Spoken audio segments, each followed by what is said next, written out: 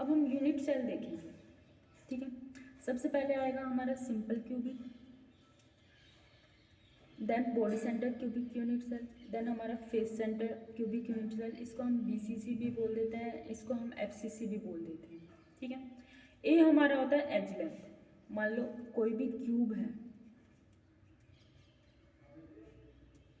तो उसकी जो साइड होती है इसको हम एज लेंथ कहते हैं, ए, ठीक है। एज लेंथ और रेडियस का जो रिलेशन है आपस में, सिंपल क्यूबिक में है r equal to a/2, BCC में है r इक्वल टू √3a/4 और एफसीसी में है a/2√2, या फिर हम इसको ऐसे भी लिख सकते हैं √2/4a, ये भी आ जाता है कभी, ठीक है। ये दोनों एक ही बात है। इसमें हमारा परसेंटेज पैकेजिंग, मतलब एक क्यूब में हमारे कितने यूनिट सेल आ रहे हैं, कितनी वॉल्यूम ऑक्यूपाइड हो रही है, तो इसमें हमारा आ जाएगा 52.4%, या फिर हम इसको लिख सकते हैं π/6, और बीसीसी में हमारा आ जाएगा 68%, या इसको हम लिख सकते हैं √3 π/8, एंड इसमें हमारा मैक्सिमम होता है 74%, और इसको हम लिख देते हैं 3π/√2, ठीक है। कोऑर्डिनेशन नंबर क्या होता है, मान लो किसी भी क्यूब में एक यूनिट सेल है, उसके साइड में कितने यूनिट सेल है, मान लो एक यूनिट सेल के साइड में 4 यूनिट सेल हैं, तो इस बीच वाले का कोऑर्डिनेशन नंबर हो जाएगा 4। तो सिंपल क्यूबिक में हमारा कोऑर्डिनेशन नंबर हो जाता है 6, बीसीसी में हमारा कोऑर्डिनेशन नंबर 8, एफसीसी में हमारा कोऑर्डिनेशन नंबर 12 हो जाता है, ठीक है। Number of atom per unit cell, ये बहुत इंपॉर्टेंट है, जिसको हम जेड से डिनोट करते हैं। सिंपल क्यूबिक में हमारा आ जाएगा 1, इसमें बीसीसी में 2 एंड एफसीसी में हमारा आ जाएगा 4। सिंपल क्यूबिक में कैसा क्यूब होता है, इसमें क्या होता है,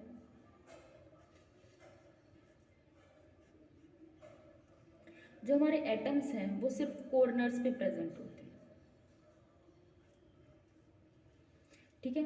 बॉडी सेंटर, मतलब नाम से पता लग रहा है बॉडी के सेंटर में प्रेजेंट है, ठीक है। जो क्यूब है उसके कंप्लीट सेंटर में, एकदम सेंटर में प्रेजेंट है, साथ में कॉर्नर्स में तो हमेशा प्रेजेंट रहेंगे, ठीक है। तो बॉडी ये अंदर की तरफ है, अगर हम 3D में देखेंगे तो ये एकदम सेंटर में, क्यूब के एकदम सेंटर में, ठीक है। एंड फेस सेंटर में हमारा हो जाएगा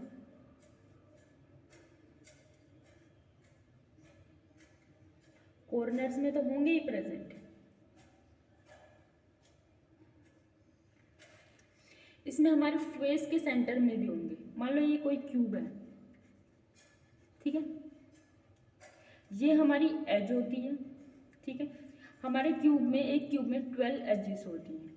फेस हमारा ये होता है कंप्लीट, फेस 2 फेस, ठीक है। मान लो कोई भी रूम है तो उसमें कितनी दीवार होती है, 4 दीवार होती हैं, प्लस फ्लोर एंड रूफ, दो वो हो गए, तो हमारे कितने 6 फेसेस हो गए, ठीक है। कॉर्नर्स कितने, 1 रूम में कॉर्नर्स कितने हो गए, 8 हो जाएंगे, 8 कॉर्नर्स होते हैं। तो इसमें हमारे 8 कॉर्नर्स में प्रेजेंट होता है, इसमें हमारे 8 कॉर्नर्स प्लस 1 बॉडी सेंटर में प्रेजेंट होता है। इसमें हमारे फेस सेंटर, नाम से पता लग रहा है फेस के सेंटर पे प्रेजेंट होगा, तो ये हमारा एक फेस है तो इसके सेंटर पे प्रेजेंट है, ये हमारा एक फेस है इसके सेंटर पे प्रेजेंट है, ये हमारा एक फेस है इसके सेंटर पे प्रेजेंट है। पीछे हमारे फेस जो 3D, अगर हम 3D में देखेंगे इसमें हमें दिख नहीं रहे हैं, पीछे जो 3 फेस होंगे, एक तो नीचे साइड में और एकदम पीछे होगा, उसमें हमारे तीनों फेस सेंटर पे प्रेजेंट होंगे, ठीक है। ये ऐसे होते हैं। अब हमें क्या बताना है, जो कॉर्नर्स का कंट्रीब्यूशन होता है, कॉर्नर्स का कंट्रीब्यूशन 1/8 होता है, ठीक है। बॉडी सेंटर का जो कंट्रीब्यूशन होता है वो 1 होता है, और जो फेस सेंटर का कंट्रीब्यूशन होता है वो 1/2 होता है। एक यूनिट सेल में कॉर्नर वाले का जो कंट्रीब्यूशन होता है वो 1/8 होता है, बॉडी सेंटर ये किसी के साथ शेयर नहीं करती, एक क्यूब में एक ही सेंटर पे एक ही चीज़ रहेगी तो एक होगा।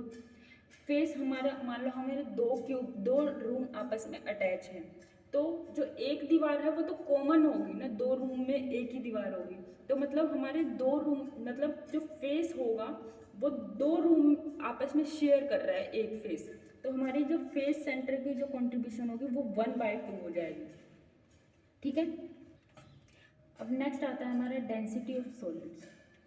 ये हमें कंपेयर में आप याद कर लें, इन सब चीज़ों को, किसी में से कोई भी चीज़ पूछी जा सकती है। इसमें हमारा या तो एज लेंथ गिवन होगा, हमें आर निकालना है, या फिर हमारा आर गिवन होगा, हमें एज लेंथ निकालना है। ठीक है, सिंपल है। डेंसिटी ऑफ सॉलिड्स कैसे निकालेंगे? Density of solid is equal to Z, जो कि हमारी ये थी, सिंपल क्यूबिक में 1 होगा, बीसीसी में 2 होगा, एफसीसी में 4 होगा। जेड इंटू मास, ठीक है, जो भी एटम दिया जाए उसका मास, अपॉन में एवोगैड्रो नंबर जिसकी वैल्यू होती है 6 × 10⁻23 N। एग्जैक्ट वैल्यू उसकी होती है 6.022। अगर आप 6 रखेंगे तो आप इजीली कैलकुलेट कर पाएंगे आंसर। ठीक है। ए हमारी हो जाएगी एज लेंथ। ठीक है। एम हो जाएगा हमारा मास। डेंसिटी ऑफ सॉलिड पे डायरेक्ट फॉर्मूला आता है। ठीक है। कोई भी 3 चीज़ गिवन है, एन की तो वैल्यू हमारी कांस्टेंट होती है। ठीक है। तो कोई भी 3 चीज़ की वैल्यू गिवन होगी और हमें 4th क्वांटिटी फाइंड आउट करनी है। इसमें हमारा एकदम डायरेक्ट क्वेश्चन आएगा और बहुत इजी क्वेश्चन आता है। अब नेक्स्ट आता है हमारा tetrahedral void and octahedral void. Void मतलब क्या होता है? किसी भी एटम के बीच, यूनिट सेल के बीच में स्पेस जो क्रिएट होता है उसको हम वॉइड बोलते हैं। ठीक है। तो हम देखेंगे एफसीसी एंड एचसीपी। हमने एफसीसी में देखा था Z = 4 होता है। एचसीपी एक और यूनिट सेल होता है, आपको उसकी 2-3 बातें ही याद रखनी है। Hexagonal cubic unit cell. ठीक है। उसमें Z होता है वो 6 होता है और कोऑर्डिनेशन नंबर उसमें 12 होता है एंड एफिशिएंसी भी उसमें एफसीसी जितनी ही होती है, 74%। ठीक है। आपको बस इसकी ये 3 चीज़ें याद रखनी है। तो हमें Z पता है, tetrahedral void and octahedral void पूछ ले हमें, तो एक तो ये बात याद रखनी है, जितना ऑक्टाहेड्रल वॉइड होंगे उसके डबल टेट्राहेड्रल वॉइड होती है। ठीक है। एफसीसी में हमारा Z 4 था, तो हमारे ऑक्टाहेड्रल वॉइड Z के इक्वली होते हैं 4। अगर ये 4 है तो ये हमारे डबल हो जाएंगे 8। एचसीपी में हमारा Z 6 है, तो हमारा ऑक्टाहेड्रल वॉइड Z के इक्वली होते हैं, और अगर ऑक्टाहेड्रल वॉइड 6 हैं तो हमारे टेट्राहेड्रल वॉइड डबल हो जाएंगे। ठीक है। तो ऑक्टाहेड्रल वॉइड जो होते हैं, ऑक्टाहेड्रल वॉइड वो हमारे Z होते हैं एंड टेट्राहेड्रल वॉइड जो होते हैं हमारे 2Z होते हैं।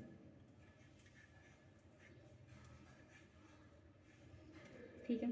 अगर हमें मान लो कोई भी आपको क्वेश्चन में एफसीसी या एचसीपी ना देखे, यूँ बोल दिया जाए कि किसी भी यूनिट्स, किसी भी क्यूब में 5 यूनिट सेल है, तो उसमें tetrahedral void and octahedral void कितने हैं? तो ऑक्टाहेड्रल हमारे इसके इक्वल आ जाएंगे 5 और टेट्राहेड्रल वॉइड हमारे हो जाएंगे 10, डबल हो जाएंगे। ठीक है। नेक्स्ट आते हैं हमारे डिफेक्ट्स। डिफेक्ट्स मतलब किसी भी क्यूब में यूनिट सेल का डिसअरेंजमेंट हो जाएगा, कोई यूनिट सेल किधर चला जाए या बाहर की तरफ चला जाए, तो उस क्यूब में कुछ डिफेक्ट्स आ जाएंगे। ठीक है। उनकी प्रॉपर्टीज चेंज हो जाएगी, उन्हें हम डिफेक्ट्स बोलते हैं। ठीक है। फर्स्ट हम देखेंगे स्टोइकियोमेट्री डिफेक्ट, जिनमें 2 आते हैं, Schottky defect and Frenkel defect. Schottky defect में क्या होगा? क्यूब में यूनिट सेल है, तो जितने कैटायंस उतने ही एनायंस बाहर आ जाएंगे। ठीक है। मिस हो जाएंगे। ठीक है। Equal cation equal anion miss. ठीक है। बाहर आ जाएंगे तो मतलब उनका कुछ मास में भी चेंज होगा, तो उनकी डेंसिटी डिक्रीज हो जाएगी। ये बहुत इंपॉर्टेंट है, डेंसिटी का इफेक्ट क्या होगा। ठीक है। ये वाले हमारे डिफेक्ट कौन शो करता है? NaCl, KCl, CgMCl, मतलब जो फर्स्ट ग्रुप होता है उसके हैलाइड ऑफ फर्स्ट ग्रुप, ठीक है। फ्रैंकल डिफेक्ट आता है। फ्रैंकल डिफेक्ट में क्या होता है? ये क्यूब है,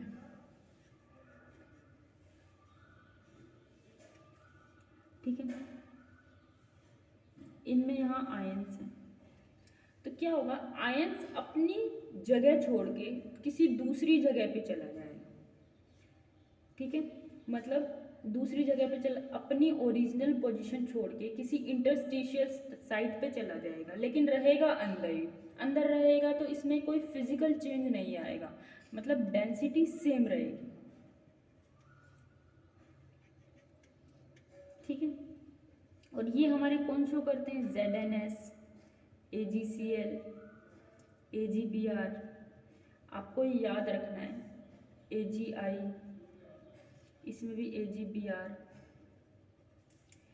सिल्वर ब्रोमाइड AgBr, बहुत इंपॉर्टेंट है। Schottky effect and Frenkel effect दोनों शो करती है, बहुत बहुत ज़्यादा इंपॉर्टेंट है AgBr, ठीक है। अब नेक्स्ट आता है हमारा नॉन स्टिक्योमेट्री। ये हमारे स्टिक्योमेट्री थे। अब नेक्स्ट हमारा आएगा नॉन स्टिक्योमेट्री में हमारे दो आते हैं, metal deficiency and metal access defect.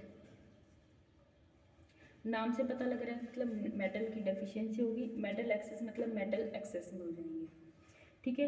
Access में कैसे होंगे? इसमें क्या हो जाएगा? एक्स्ट्रा कैटायन आ जाएगा इंटरस्टिशियल साइट पे, ठीक है। और मेटल डेफिशिएंसी में क्या होगा? और सबसे पहले तो मेटल की डेफिशिएंसी होगी। इसमें कौन से वाले कंपाउंड दिखाते हैं? जो आयरन के कंपाउंड होते हैं, आयरन ऑक्साइड वगैरह, वो वाले दिखाते हैं। मान लो हमारा आयरन ऑक्साइड का फॉर्मूला ये है, ठीक है, लेकिन इसमें क्या होगा?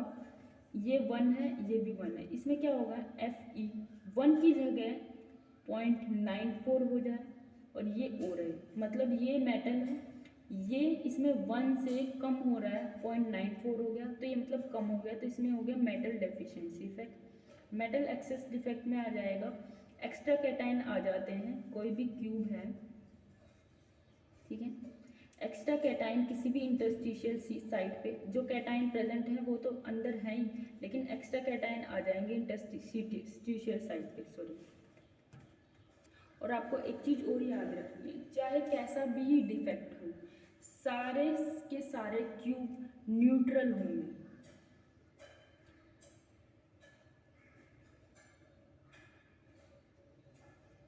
ठीक है। कोई भी पॉजिटिवली चार्ज किसी के आने या ना जाने से कोई भी ना पॉजिटिव चार्ज होगा ना नेगेटिव चार्ज होंगे, सारे एटम, सारे जो क्यूब हैं वो न्यूट्रल रहेंगे, चाहे किसी भी टाइप का डिफेक्ट हो। अब हमारे 2 टाइप के सॉलिड्स होते हैं, क्रिस्टलाइन एंड अमोर्फस। क्रिस्टलाइन मतलब हार्ड, जैसे कि डायमंड हो गया, ठीक है, कोई मेटल हो गया, हार्ड मेटल। और अमोर्फस हो गया, जैसे कि हमारा ग्लास हो गया, प्लास्टिक्स हो गए। ग्लास को जैसे हम मेल्ट करेंगे तो वो थोड़ा मेल्ट फॉर्म में हो जाता है, उसे हम अमोर्फस बोलते हैं, ठीक है। तो क्रिस्टलाइन जो होता है, इसकी जो melting point and boiling point होती है वो फिक्स होती है, ठीक है। और इसकी मेल्टिंग एंड बॉइलिंग पॉइंट किसी रेंज में प्रेजेंट होती है। मान लो कोई भी ग्लास है, ठीक है, हम उसको हीट करें तो वो एकदम से तो सारा मेल्ट हो नहीं जाएगा, धीरे धीरे मेल्ट होगा।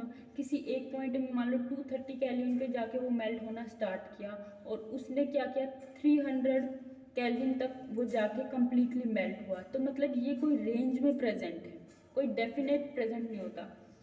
डायमंड का है, कोई एक ही मेल्टिंग पॉइंट और बॉइलिंग पॉइंट फिक्स होगा, मतलब हम अगर उस पॉइंट तक नहीं पहुंचेंगे तो वो मेल्ट होगा ही नहीं। क्रिस्टलाइन क्या होता है, इसकी शेप एकदम डेफिनेटिव होती है, मतलब रेगुलर होती है, और इसकी शेप इर्रेगुलर होती है।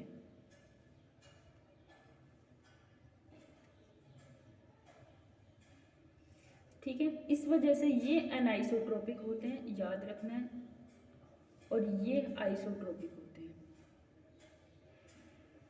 ठीक है, याद रखना, ए से अमorphous है, लेकिन ये यहाँ अनाइसोट्रोपिक, ये ए से अनाइसोट्रोपिक है, ए से अमorphous है, लेकिन यहाँ पे इसमें आएगा नहीं, अपोजिट हो जाएगा, अनाइसोट्रोपिक क्रिस्टलाइन में चला जाएगा। अब नेक्स्ट हम इस चैप्टर के PYQs देखेंगे। लास्ट ईयर के देखेंगे हम, copper crystallize in FCC unit cell. ठीक है, FCC यूनिट सेल मतलब face centre cubic unit cell with edge length दे रखी है इतनी, द डेंसिटी ऑफ कॉपर इतनी दे रखी है, कैलकुलेट एटॉमिक मास।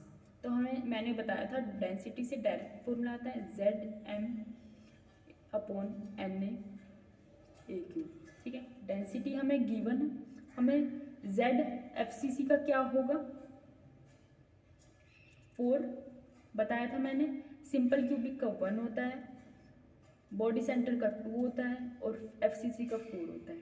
हमें मास कैलकुलेट करना है, Na की वैल्यू कांस्टेंट होती है 6 × 10⁻³ ए की वैल्यू एज लेंथ हमें गिवन है 3.608 × 10⁻⁻8 सेंटीमीटर में। हमें पता है कि जो लेंथ की या किसी भी चीज़ की डिस्टेंस की जो SI यूनिट होती है वो मीटर में होती है, तो हम इसे मीटर में कन्वर्ट कर देंगे 10⁻²। किसी भी लेंथ को मीटर में कन्वर्ट करने के लिए अगर हमें 1 पिकोमीटर दे दिया जाए तो हम क्या करेंगे 10⁻12 से मल्टीप्लाई कर देंगे उसको। ठीक है, एंगस्ट्रॉम दे दिया जाए 1 एंगस्ट्रॉम तो 10⁻10 मीटर से मल्टीप्लाई कर देंगे उसको। 1 किलोमीटर दे दिया जाए तो 10⁻³ मीटर से मल्टीप्लाई कर देंगे। 1 सेंटीमीटर दे दिया जाए 10⁻² से मल्टीप्लाई कर देंगे। 1 मिलीमीटर दे दिया जाए तो 10⁻³ से मल्टीप्लाई कर देंगे। ठीक है, आपको ये याद रखना है। अभी हम इसमें सारी वैल्यू हमें गिवन है, डेंसिटी गिवन है, Z हमें पता है, मास हमें निकालना है, Na हमें फिक्स होता है, A हमारा गिवन है, सारी वैल्यू रख के हम मास निकाल सकते हैं। ठीक है, अब नेक्स्ट हम देखेंगे, नेक्स्ट क्वेश्चन ये भी लास्ट ईयर ही आया था, असर्शन रीजन वाला क्वेश्चन है। In a particular point defect, मतलब डिफेक्ट का क्वेश्चन है, an ionic solid is electrically neutral even if few of its cation are missing from its unit cell. मैंने बताया था चाहे कोई कैटायन मिस हो जाए, चाहे कोई एनायन मिस हो जाए, या फिर बाहर से कोई कैटायन आ जाए या बाहर से कोई एनायन आ जाए, सॉलिड हमेशा न्यूट्रल ही रहेगा। ठीक है, तो ये स्टेटमेंट हमारी एकदम करेक्ट है। नेक्स्ट स्टेटमेंट देखेंगे, in an ionic solid Frenkel defect. Frenkel defect हमने देखा था क्या होता है, कोई भी कैटायन अपनी ओरिजिनल जगह से डिसलोकेट होके इंटरस्टिशियल साइट पे चली जाती है। इंटरस्टिशियल साइट मतलब दूसरी साइट होती है। ठीक है, इसमें क्या दे रखा है, Frenkel defect arise due to dislocation of cation from its lattice site to interstitial site maintaining overall electrical neutrality. ये भी एकदम सही है। ठीक है, लेकिन ये वाली स्टेटमेंट इसको एक्सप्लेन नहीं कर रही कि न्यूट्रल क्यों होता है। ठीक है, ये अपनी एक इंडिविजुअल इंडिपेंडेंट स्टेटमेंट है, ये भी अपनी एक इंडिपेंडेंट स्टेटमेंट है।